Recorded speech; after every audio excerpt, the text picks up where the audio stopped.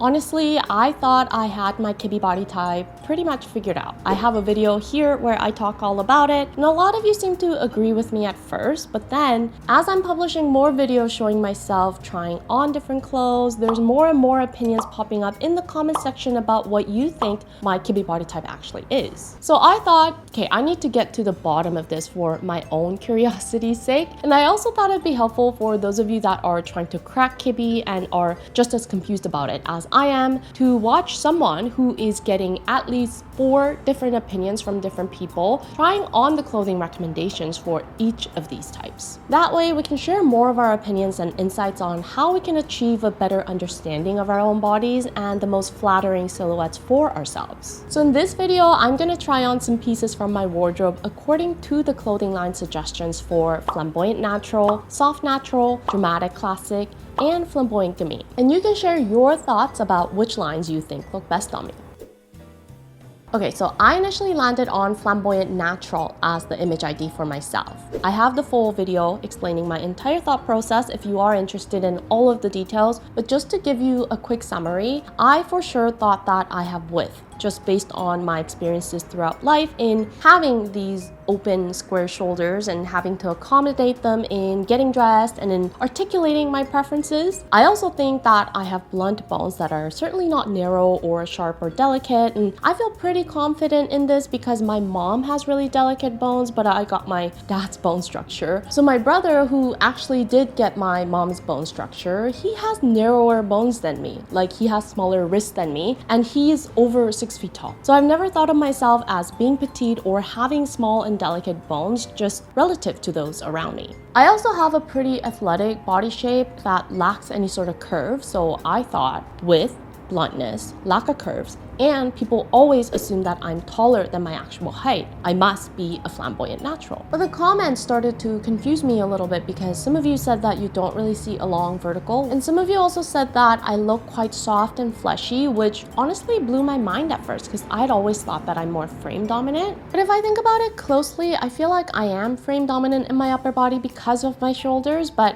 I have pretty meaty thighs and butt, so I always have to make sure the pants fit my thighs and my butt, and that usually means they're too big for my waist. So it's pretty difficult for me to find a pair of pants that fit me well in general, which is why I've resorted to more loose, wide leg styles of pants in more recent years. And that got me thinking, does that mean I have curve then? Or that I'm more flesh dominant? So does that make me a soft natural? There were also comments saying that my shoulders don't look as wide as I say they are, and that I actually look quite balanced overall with a little bit of sharpness, which would make me a dramatic classic. And then a few other people also said, well, you've got a small rib cage with contrasting features all over your body, you're a flamboyant Kibbe, and that suits my height. So there were 4 different streams of opinions, and at this point my curiosity is definitely sparked, so I thought, why not make a video of me trying all of the suggestions for these 4 body types. Now, doing some research on the clothing line recommendations, I've noticed that there are some common factors which actually made coming up with styling ideas a little bit easier. First of all, across all 4 image IDs, the common suggestion is to keep an overall narrow silhouette. So for all of these types, you're recommended to avoid big and poofy silhouettes that add a lot of volume horizontally. And that's great for me since I don't own any of those pieces anyways. I've mentioned before that I just know to avoid poofy silhouettes for myself, so that makes me feel like I'm at least on the right track. And then in terms of structure, flamboyant and soft naturals are obviously both in the natural family, so they're quite similar in that loose and unconstructed silhouettes are best for them. Whereas with flamboyant Kibbe and dramatic classic, their recommendations are the opposite, so more structured and tailored pieces look great on them. Now with length, flamboyant natural is the one image ID that has a long vertical, so anything maxi length and at least below the knees is generally recommended. Whereas with flamboyant Kibbe, they're the opposite, where cropped, short, and broken lines are recommended. Even with longer skirts or dresses or pants, showing at least a couple of inches in the ankles is a better choice for flamboyant Kibbe. And then with soft natural and dramatic classic, they have moderate vertical, so below the knee works best, but anything super long that covers the ankles completely is going to appear overwhelming. So that's just a very simple list of core suggestions for the 4 body types in terms of the overall lines. Let's leave smaller details like patterns and stuff like that out for the time being, just so we're not overwhelming ourselves. So keeping these factors in mind, let's go style some outfits.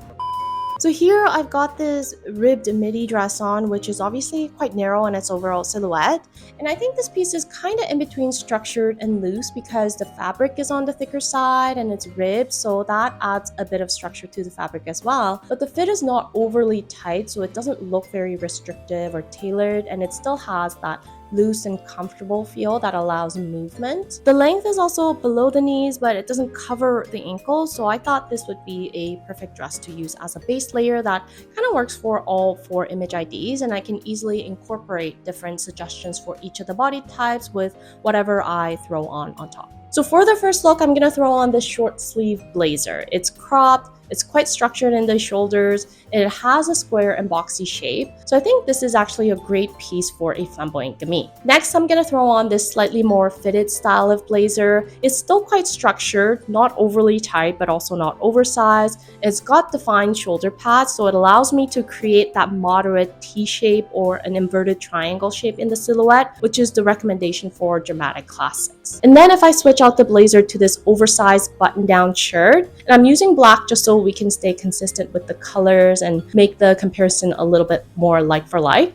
And this is quite a loose and unconstructed piece. So going by the guidelines for flamboyant naturals, I can keep the shirt open and long to emphasize the long vertical line. And then if I wanted to follow the recommendations for a soft natural, I'll need a slight waist emphasis. So I can tie up the shirt to add a bit of definition to my waistline, but still maintain that overall relaxed and unconstructed silhouette. So what do you guys think about these different combinations? Feel free to pause the video to leave a comment on which style you think looks the best for my body. My personal preference is the shirt over the blazers, whether it's loose or tied up, because the blazers are probably 2 of my least worn pieces from my closet. And this cropped blazer specifically, I was actually thinking of decluttering this because I really don't reach for it and I can't quite pinpoint why. So I've made it a goal this year to try to style it and wear it more, and if I still struggle to find creative ways for it, then I was just gonna get rid of it by next year. Now with the oversized shirt, it is a piece that I wear quite often, but normally I would opt for something with a lower,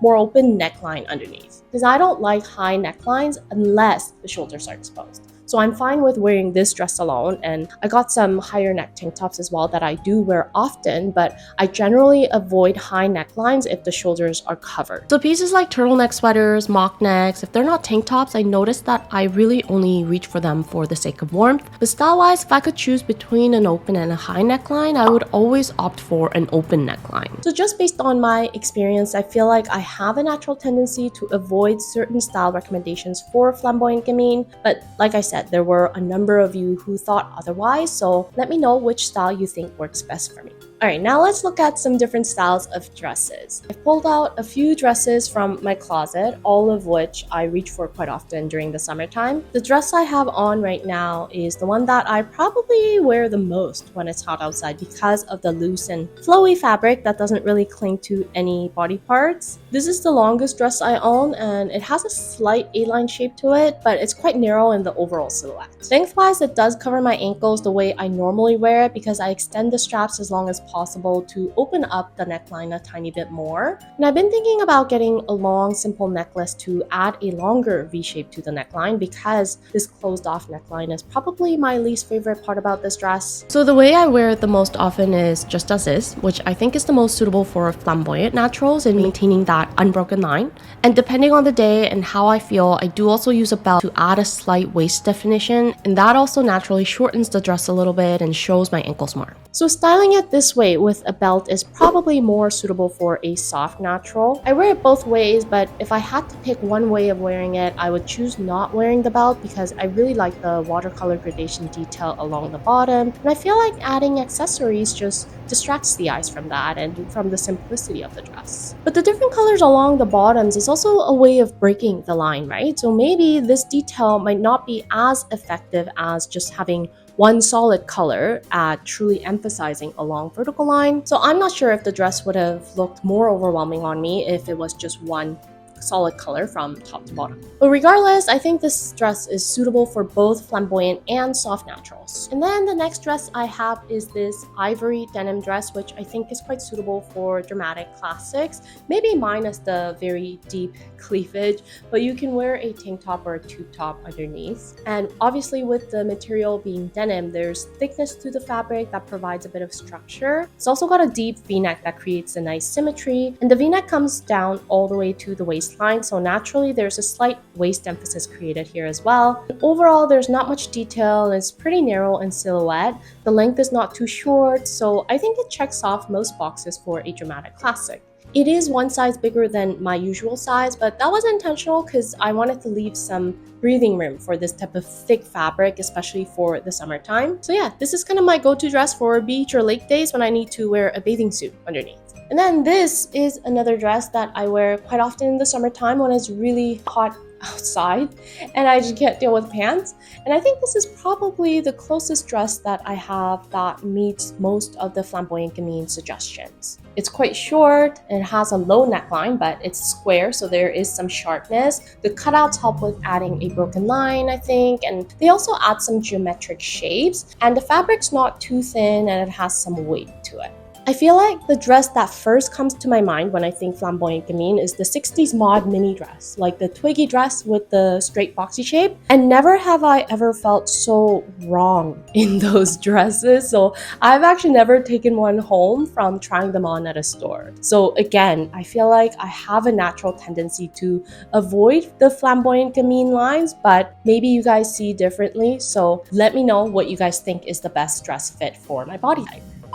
Okay, now we're moving on to pants. And this is where I truly love dressing according to the guidelines for naturals because, like I said, I struggle with finding pants that fit me well and I don't like tight and structured bottoms. Even with jeans, I know that 100% cotton kind of gives you that sucked in effect and provides a better overall shape. But in terms of comfort, having that 1% elastane in the material does make a huge difference. So these days, unless the jeans are a super loose fit, I try to avoid 100% cotton. Since it is summer though, and I generally avoid wearing jeans altogether in the summertime, let's look at some trousers that are more on the breezy side. And I've got a few different styles here again that I think will fit the recommendations for the 4 image IDs. First, I have these linen oversized floor length trousers, which I think would be a good fit for the flamboyant natural. I haven't been reaching for these as much as I would like because I don't like how the pleats add bulk. If I roll them up to an ankle length, I think they actually look better,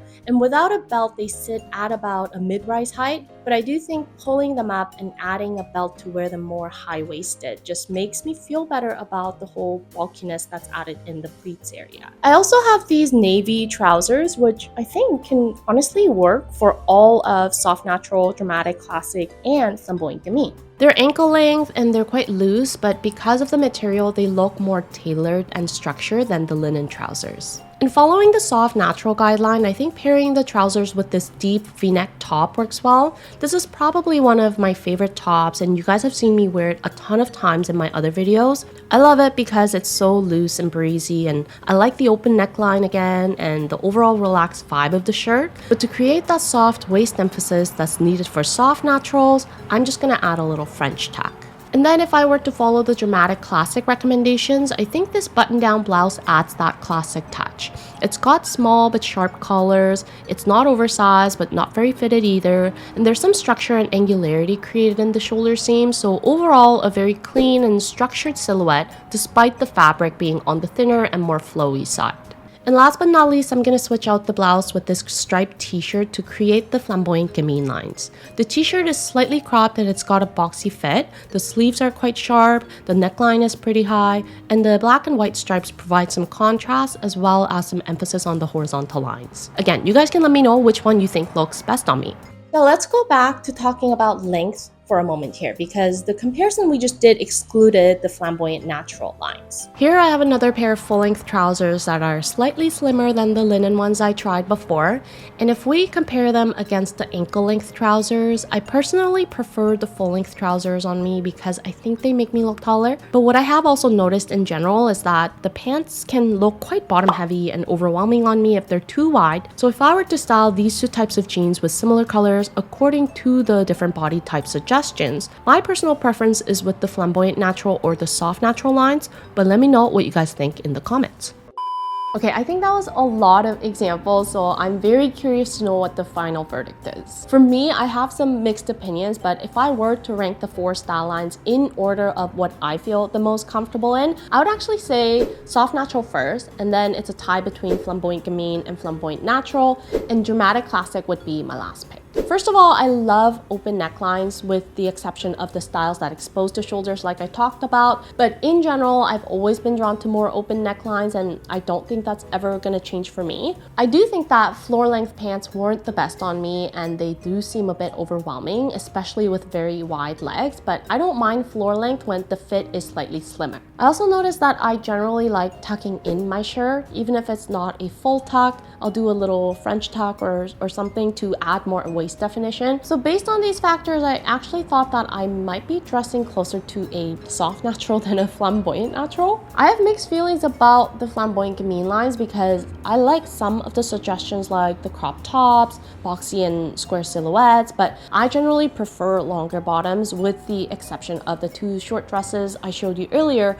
But if I had a choice, I would always choose pants over shorts or long skirts over short skirts. And even comparing ankle length versus full length, I don't know, I kind of like both depending on the style, so I can't really say that there's one side that I prefer a lot more. Overall, I am more about loose silhouettes than tailored and fitted, but fabric-wise, I like a bit of weight and structure. Now with dramatic classic lines, there was nothing wrong with it, but also there was nothing exciting about it for me. And I guess classics are supposed to be a balanced mix of yin and yang, so that's the way things should be. But just going back to the 3 style words from Allison Bornstein's method, my words are comfortable, minimal, and rebellious. So I think it's the word comfortable that really makes me lean into the loose and more oversized silhouettes in general. And I think the word rebellious is what makes me feel so meh about dramatic classic lines. So the lesson I learned through this exercise is that whether I know my Kibbe image ID or not, I don't think the way I dress is going to change drastically. I've already learned through years of trial and error what works for me and what doesn't, and I feel pretty comfortable with where I am in terms of my style journey right now. And these style recommendations for each body type are definitely helpful, and I have seen a lot of examples of people making great use of it that completely transforms the way they dress. But for me, even if I turned out to be a dramatic classic or a flamboyant gamine, I don't think that's gonna stop me from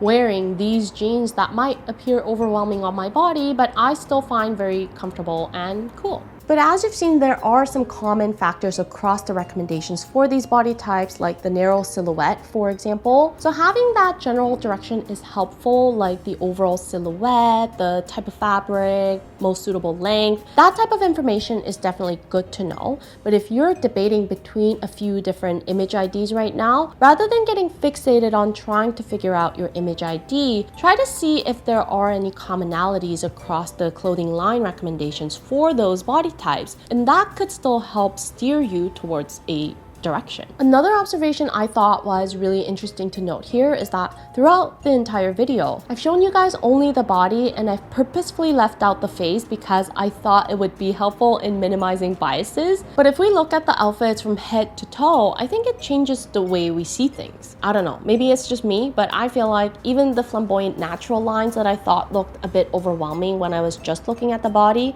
started to look more cohesive when there's a face attached to it. A couple weeks ago, I published a video about youthful versus mature faces, and I talked about how my face is the type where vertical lines are accentuated a lot more. And I was thinking that maybe it's the horizontal emphasis for the gamine clothing lines that I personally feel clashes with the lines of my face and sort of the more mature impression of my face, if that makes sense. So this exercise has really got me thinking more in depth about the whole connection between our faces, or the inherent impression that our faces have, and the styles that that create harmony with that impression. I think the struggle for many of us is trying to make that connection between the essences, the body type, the color season, on top of our own preferences and how we want to express our inner selves through our styles. So going forward, I'm gonna focus on creating more content around how we can combine all of these pieces of information and knowledge together into a cohesive roadmap of defining our styles. If you are still watching to this point, I would imagine that you are the same as me in being very passionate about this topic, and I just want to say thank you for all of your support. I feel like I don't say it enough, but really it's because of every single one of you that I'm able to continue pursuing this passion of mine, and I appreciate you so